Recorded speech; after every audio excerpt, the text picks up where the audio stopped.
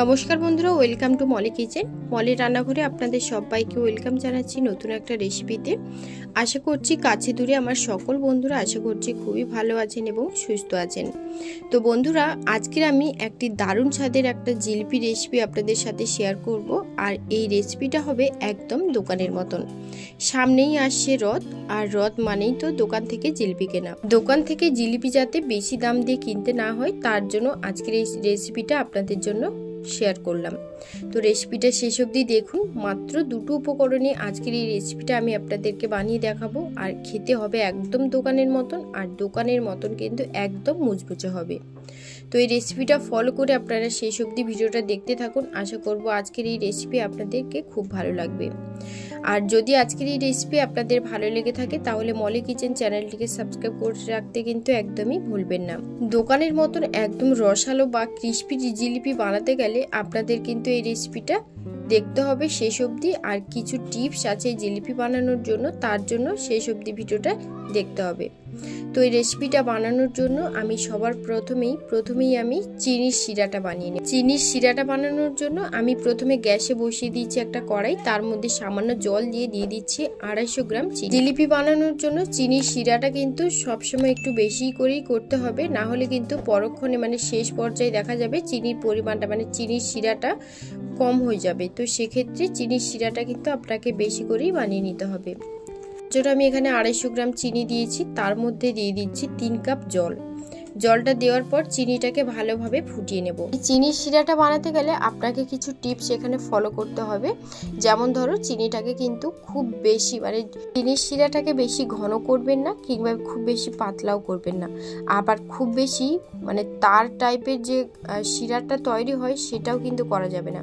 5-10 minute একটু ভালোভাবে ফুটে যাওয়ার পর, আর এই সময় কিন্তু ফ্লেমটাকে অবশ্যই হাইতে রাখবেন চিনির শিরাটা বানানোর জন্য। তো 5-10 মিনিট খুব ভালোভাবে যখন চিনির শিরাটা ফুটে উঠবে, সেই পর্যায়ে আপনাকে বারবার কিন্তু হাত দিয়ে চেক করতে হবে আঠালো ভাব আসছে কিনা। যদি আঠালো ভাব আসে তাহলে সেক্ষেত্রে গ্যাস অফ করে দিয়ে আর অন্য একটি পাত্রে ঢেলে নিতে হবে। এই পর্যায়ে আমি এর মধ্যে 3টে এলাচ ফাটিয়ে দিয়েছি, এতে গন্ধটা ভালো আসবে জিলিপির। চিনিটা দেখুন জলের সাথে খুব ভালোভাবে গলে গেছে, আর জলটা কিন্তু খুব ভালোভাবে ফুটতে শুরু করেছে। তো এই পর্যায়ে আমি 10 মিনিটের মতন চিনির শিরাটাকে ফুটিয়ে নেব। আর বারবার কিন্তু হাত দিয়ে চেক করতে হবে যে চিনির শিরাটা হয়েছে কিনা। তো আমি 2 থেকে 3 বারের মতো চিনির শিরাটা হয়েছে কিনা হাত দিয়ে চেক করেছি। তো এখনো পর্যন্ত কিন্তু চিনির শিরাটা হয়নি। তো আরও কিছুক্ষণ ধরে আমি কিন্তু চিনির শিরাটাকে ফুটিয়ে নেব। আর জলটা কিন্তু কতটা কমে এসেছে সেটা আপনারা দেখে নিশ্চয়ই বুঝতে পেরেছেন। তো এবার আমি চিনির শিরাটাকে আবারও একটু ভালোভাবে দেখে নিচ্ছি। দেখুন এই পর্যায়ে কিন্তু আমার চিনির শিরাটা একেবারেই রেডি হয়ে গেছে। মানে হালকা একটু আঠালো ভাব আসলে কিন্তু চিনির শিরাটা একদমই রেডি হয়ে যাবে। তো এখন আমি গ্যাসটা অফ করে দিয়েছি। এবার আমি একটা পাত্রের মধ্যে এই চিনির শিরাটাকে ঢেলে নিয়েছি, আর এটাকে ঠান্ডা হওয়ার জন্য রেখে দেব। আর এদিকে জিলিপি বানানোর জন্য এখানে নিয়েছি দেখুন আমি 200 গ্রাম ময়দা। 200 গ্রামের মধ্যে আমি এখানে 180 গ্রাম ময়দা প্রায় 48 ঘন্টার জন্য মেখে রেখে দিয়েছিলাম। জিলিপি বানাতে গেলে এই টিপসটা কিন্তু অবশ্যই ফলো করবেন, তাহলে কিন্তু দোকানের মতন জিলিপি আপনি একদমই বানাতে পারবেন না। তো এই টিপসটা কিন্তু ফলো করতেই হবে আপনাকে। আর এই ময়দাটা যেমন রুটি বা লুচির জন্য আমরা যেভাবে ময়দার ডো মাখি, ঠিক সেইভাবে না করে তার থেকে একটু পাতলা করে আমরা মেখে নেব। মানে বনরুটি কিংবা যে কোনো রুটি বানানোর জন্য, পাউরুটি কিংবা বনরুটি বানানোর জন্য যেভাবে আমরা একটু নরম করে ময়দাটাকে মেখে নিই, সেইভাবে মেখে নিতে হবে। আর এটা কিন্তু একদমই শক্ত করে মাখা যাবে না, একটু নরম করে মাখতে হবে। মেখে 12 ঘন্টা কিংবা 48 ঘন্টার জন্য ঢাকা দিয়ে রেখে দিতে হবে। মিষ্টির দোকানগুলোতে যখন জিলিপি বানানো হয়, ময়দা কিন্তু ঠিক এইভাবে 12 ঘন্টা কিংবা 48 ঘন্টার মতন কিন্তু মেখে রেখে দেওয়া হয়। তাহলেই কিন্তু একদমই মুচমুচে থাকবে আর নরম হয়ে যাবে না। আর রসালো ভাবটা কিন্তু খুব ভালো, মানে চিনির শিরাটা জিলিপির মধ্যে খুব ভালোভাবে যাবে। এই পর্যায়ে আমি দিয়ে দিচ্ছি মানে 200 গ্রাম আমি যেহেতু ময়দা এখানে নিয়েছিলাম, তার জন্য 180 গ্রাম ময়দা এর মধ্যে আমি আগেই মেখে রেখেছিলাম। তারপর এর মধ্যে 20 গ্রাম ময়দা এর মধ্যে দিয়ে দিলাম, মানে 4 চামচ ময়দা দিয়েছি, আর দিয়েছি 1/2 চামচ বেকিং সোডা। এরপর আবারও খুব ভালোভাবে এটাকে মিশিয়ে নিতে হবে। আর এইখানে কিন্তু এক্সট্রাভাবে জল দেওয়ার কোনো প্রয়োজন নেই। যদি মোটা ভাব আসে মানে ময়দার ব্যাটারটা যদি একটু গাঢ় আসে, সেক্ষেত্রে 2-3 চিপি জল দিলে সেক্ষেত্রে কোনো রকম অসুবিধে নেই। তবে জিলিপির মধ্যে জল না দেওয়াই শ্রেয়। ব্যাটারের মধ্যে জল দেওয়ার পর আবারও খুব ভালোভাবে মিশিয়ে নেব, একদম স্মুথভাবে মেখে নিতে হবে। আপনি যত ব্যাটারটা ভালোভাবে মেশাবেন তত ভালোভাবে কিন্তু জিলিপিগুলো ফুলবে। তো সেইভাবে আমি খুব ভালোভাবে মিশিয়ে নিচ্ছি। প্রায় 3 থেকে 4 মিনিট ধরে ব্যাটারটাকে ভালোভাবে ফেটিয়ে নিয়েছিলাম। আর এই যে দেখুন একদম কিন্তু স্মুথভাবে আমার ব্যাটারটা তৈরি হয়ে গেছে। আর এই ব্যাটারটা একটু তুলে নিয়ে আপনাদেরকে দেখাচ্ছি। এই যে দেখুন একদম গোল আকারে পড়ছে, তার মানে আপনাকে বুঝতে হবে জিলিপি বানানোর জন্য ব্যাটারটা কিন্তু একদম পারফেক্ট তৈরি। তো এইভাবেই কিন্তু আপনাকে জিলিপির ব্যাটারটা তৈরি করতে হবে। তো জিলিপির ব্যাটার তো তৈরি হয়ে গেছে। এবার এখানে নিয়েছি আমি একটা ছোট্ট থামস আপের বোতল নিয়েছি। আর ছিপিটাকে একটা লোহার কোনো পেরেক জাতীয় কিছু দিয়ে ভালোভাবে ছিপির মুখটাকে ছিদ্র করে নিতে হবে। আর একটু মোটা করে ছিদ্রটা করতে হবে, বেশি সরু করলে জিলিপিগুলো একদম সরু হয়ে যাবে। এবার আমি বোতলের ভেতর ময়দার ব্যাটারটা আমি নিয়ে নিচ্ছি। তার জন্য এখানে দেখুন একটা ক্যাম্পা নিয়েছি, তার মধ্যে আমি ময়দার ব্যাটারটা ঢেলে বোতলের মধ্যে আমি সমস্ত ব্যাটারটা আমি বোতলের মধ্যে ঢেলে নেব।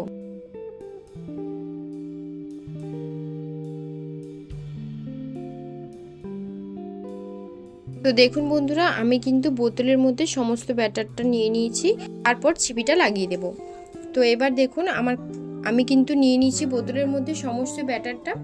এবার আমি এখানে দেখুন কড়াইয়ের মধ্যে তেলটা আমি আগেই গরম করতে রেখেছিলাম, আর তার মধ্যে আমি একটা ছান্তা সেটাকেও আমি বসিয়ে রেখেছিলাম, তেলের ওপর দিয়ে রেখেছিলাম, যাতে তেলটা গরম হওয়ার সাথে সাথে ছান্তাটাও যাতে ভালোভাবে গরম হয়ে যায়। আর এই যে দেখুন ছান্তার ওপর এখন আমি জিলিপিটা তৈরি করে তেলের ওপর দিয়ে দিলাম। এইভাবে করলে আপনার কিন্তু জিলিপিগুলো খুব সহজে তৈরি হবে, আর জিলিপির যে সাইজটা সেটা কিন্তু ভালোভাবে করতে পারবেন। আর আমার যেহেতু এখানে তেলের পরিমাণটা খুবই কম ছিল, সেই জন্য কিন্তু ছান্তাটা খুব ভালোভাবে গরম হয়নি, পুরো ছান্তাটা গরম হয়নি। তো সেক্ষেত্রে আমি দুটো জিলিপি করার পর তারপর আমি তেলের মধ্যে আমি জিলিপিগুলো তৈরি করেছি। দেখুন জিলিপির আকার যেমনই হোক না কেন, জিলিপি কিন্তু একদম পারফেক্টলি দোকানের মতন হবে, সেইটুকু আমি কিন্তু আপনাদেরকে কথা দিতে পারি। তো দেখুন আমি কিন্তু এখানে দুটো জিলিপি করেছি, আর এই দুটো জিলিপি করার পর আমি পরবর্তী জিলিপিগুলো তেলের মধ্যে দিয়েই করব। আপনাদের কাছে যদি তেলের পরিমাণটা বেশি থাকে সেক্ষেত্রে আপনারা কিন্তু এই ছান্তা দিয়েই জিলিপিগুলো ভাজবেন, সেক্ষেত্রে দেখবেন জিলিপিগুলো একদম পারফেক্টলি বানাতে পারবেন। তো জিলিপিগুলো দুটো আমার কিন্তু খুব ভালোভাবে ভাজা হয়ে গেছে। আর কালারটা দেখুন, আপনারা দেখে নিশ্চয়ই বুঝতে পারছেন আমি কিন্তু এখানে কোনো রকম ফুড কালার এখানে অ্যাড করিনি। তা সত্ত্বেও জিলিপির কালারটা কত সুন্দর এসেছে সেটা আপনারা দেখে নিশ্চয়ই বুঝতে পারছেন।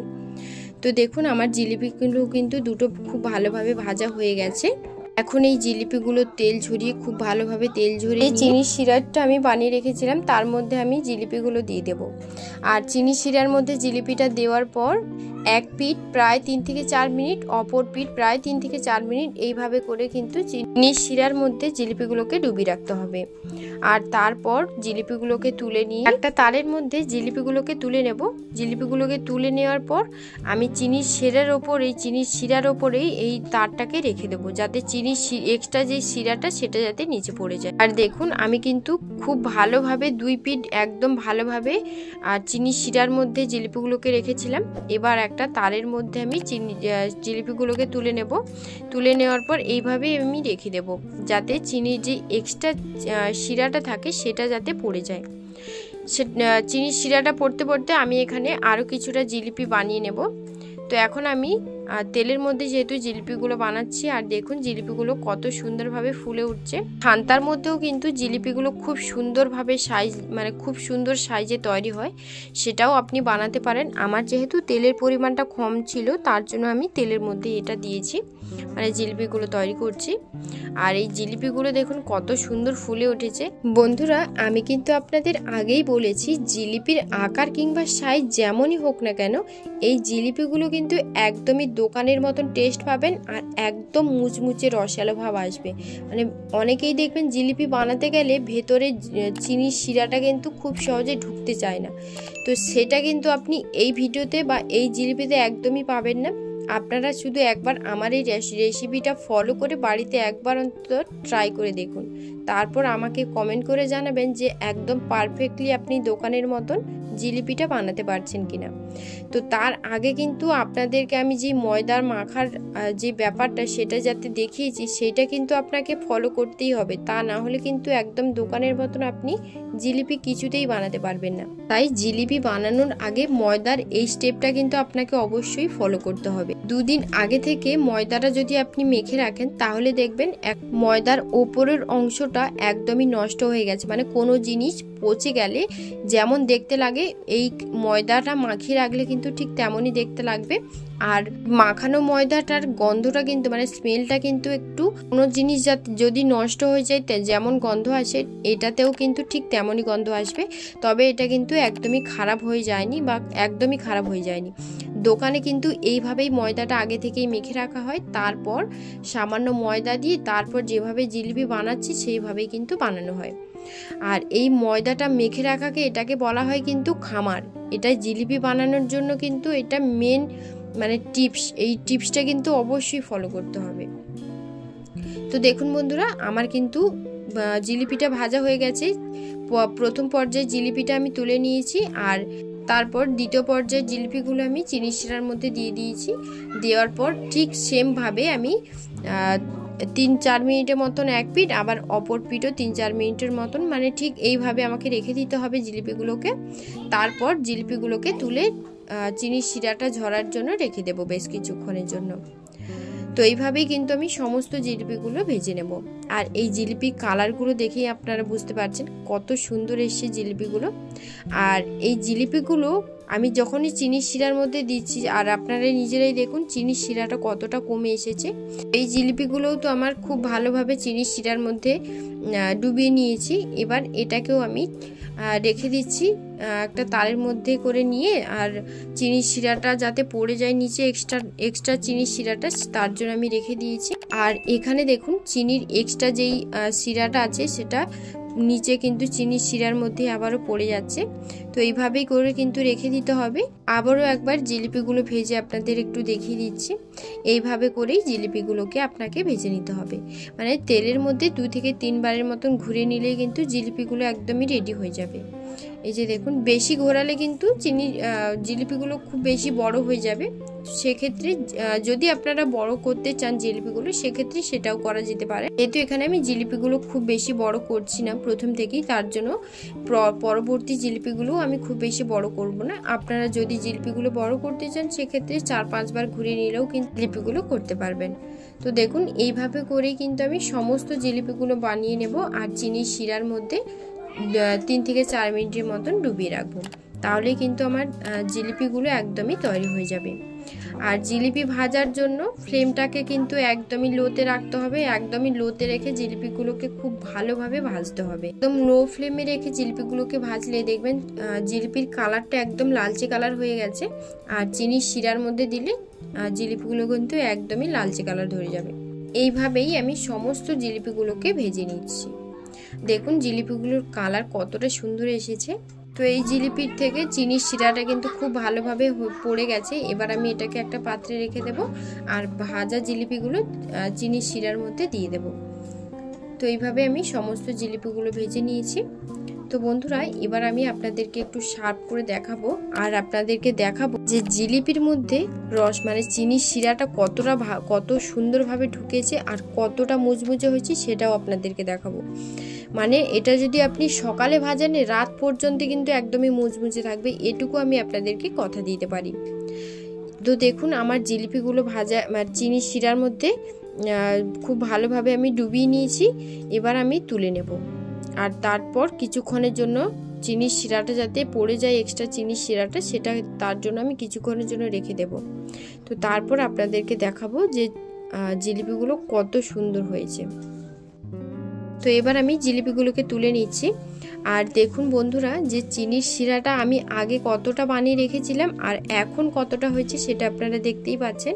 এই এক্সট্রা যে চিনির শিরাটা এটা আপনারা রেখেও দিতে আর কিংবা ফেলেও দিতে পারেন, সেটা সম্পূর্ণ আপনাদের উপর নির্ভর করবে। তো এখন আমি আপনাদেরকে একটা জিলিপি নিয়ে একটু আপনাদেরকে ভেঙে দেখাবো যে এটা কতটা রসালো হয়েছে, ভেতরের মানে জিলিপির ভেতরে পুরো কতটা চিনির শিরা ঢুকেছে সেটা আপনাদের নিজেরাই দেখে নিন। এই যে দেখুন, একদম পারফেক্টলি এই জিলিপিগুলো আপনি তৈরি করতে পারবেন শুধু দোকানের মতন। আর কতটা মুচমুচে হচ্ছে সেটাও আপনারা দেখে নিন। একদম পারফেক্ট দোকানের মতন জিলিপি বানাতে চাইলে ময়দার এই টিপসটা কিন্তু অবশ্যই ফলো করতে হবে। তো বন্ধুরা, এখন আমি একটু শার্প করে নিচ্ছি, দেখতেও ভালো লাগবে। তো সেইভাবেই আমি জিলিপিগুলোকে একটা প্লেটের মধ্যে সাজিয়ে নিই। সো বন্ধুরা, আজকের এই রেসিপিটা আপনাদের কেমন লাগলো কমেন্টে কিন্তু অবশ্যই জানাবেন। এবং আজকের এই রেসিপিটা যদি ভালো লেগে থাকে তাহলে অবশ্যই আমার চ্যানেলটিকে সাবস্ক্রাইব করে রাখবেন, সাথে বেল বাটনটি প্রেস করতে একদমই ভুলবেন না। আর যেহেতু সামনেই রথ, মানে আর বেশ কিছুদিনের মধ্যেই যেহেতু রথ আসছে, তার জন্য রথ মানেই তো জিলিপি খাওয়া, তো তার জন্য আজকের এই রেসিপিটা আপনাদেরকে শেয়ার করেছি, যাতে দোকান থেকে বেশি পয়সা দিয়ে কিনতে না হয়। আপনারা এইভাবে একবার হলো ট্রাই করে দেখুন। আশা করব আজকের এই রেসিপিটা আপনাদের খুব ভালো লাগবে। আর যদি আজকের এই রেসিপিটা ভালো লাগে, লাইক দিয়ে চ্যানেলটি অবশ্যই সাবস্ক্রাইব করে রাখবেন, যাতে আমি যখনই কোনো রেসিপি শেয়ার করব আপনাদের কাছে খুব সহজেই পৌঁছে যায়। সবাই ভালো থাকবেন, সুস্থ থাকবেন। Thanks for watching.